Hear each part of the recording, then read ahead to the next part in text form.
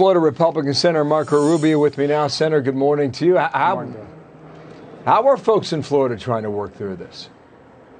Well, I mean, it's how do you work through it? I mean, that's the bottom line. I mean, people, I imagine, can't drive less if they have to get to work, if they have to take their kids to school. So you're cutting it somewhere else.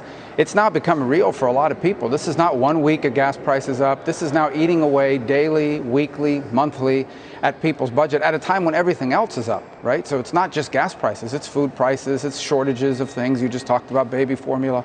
So it's a combination of factors, and it's really a parade of horribles, all in fact due in many ways to the Biden administration's decisions. They have waged war against fossil fuels. Let me go through a couple things here, all right? NBC poll, when they ask, how do you think your family's doing?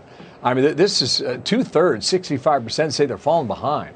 That's really stunning. In your home state that I mentioned of Florida, inflation in places like Miami and Fort Lauderdale, you're at 9.6% versus the country's 8.3%. And a lot of that has to do with demand in Florida. Wall Street Journal, Miami locals are steamed over relocating New Yorkers that are driving up apartment rents. And the price of a home, if you can find one to buy, is going up as well. So it looks like Florida feels it more than the rest of America. That's the point. Well, I mean, it's always a supply and demand issue, and obviously there's more demand in Florida in terms of housing. We know that that's a problem. Yesterday, we announced this bill that we're doing to help. It's called the HELP Act, and it's to help firefighters, first responders, and teachers to be able to afford to buy a home in the community that they serve, modeled after what we do for veterans.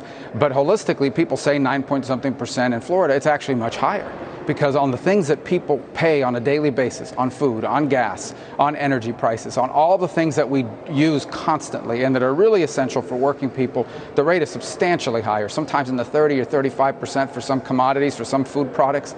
Look, this is a big problem. This is the problem the Biden administration said didn't exist a year ago and actually made worse by pumping $1.9 trillion, by waging war on oil and gas, making it harder to produce American oil and gas. They've made it harder and continue to make it harder. They have no plan to address it. And I think it's just going to get worse. It's a combination of incompetence and ideological stringency on the far left. Let me come back to that point here. I mean, the good news is Florida's booming, right? I mean, we can admit that over the past 4 or 5 years. I mean, the growth in that state is extraordinary. Back on the numbers, though, the 3 fastest growing cities over the last 12 months, they're all there. It's Miami and Orlando and Tampa. But the problem is, as we mentioned, the rent skyrockets. It's up 28% in Florida versus the national average of just over 16%. And then you were talking about gas prices there a moment ago. You now have the U.S. government trying to cut a deal with Venezuela potentially to try and get more oil out of that country. And so you're negotiating with dictators, is what the critics would say on behalf of the current energy policy of this administration. How do you find your way out of that box? Well, they actually are trying to say that it's about oil. It really isn't. Venezuela has no oil to give us. 90% of their oil goes to China to pay the interest on the debt. 10% automatically goes to Cuba that provides all of their security, internal security, how they spy on their own people, their government, and how they repress the population.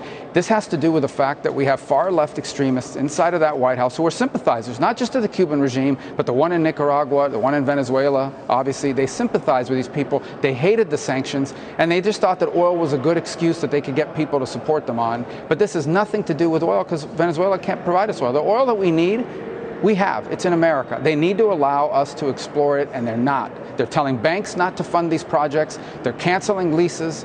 They're waging war on fossil fuels. They're waging war on oil and natural gas, and it's one of the reasons why supply is not as high as it needs to be. Do you see any of that changing as long as this administration is in on Venezuela, et cetera? No, or just in general? Gas prices, oh no, they're absolutely not going to change. No, I think there are people in their party that actually like it. They're not going to say it. They don't want to get crushed in the next elections, although I believe they will be. But they like the fact that there's inflation and high prices. They believe the more expensive oil and gas gets, the more people are going to buy electric cars. Well, not everyone can afford an electric car right now. We don't have enough electric car, and the batteries for those electric cars are made in China. Look, these guys, they want this. I've had people tell me to my face, well, that's why we need more mass transit. Everyone should be riding a bus and getting rid of their cars. I think there are elements on the left, a lot of elements on the far left that will never admit it, but they like the fact that oil and natural gas is expensive. Marco Rubio, thank you for your time, Senator, from Washington today.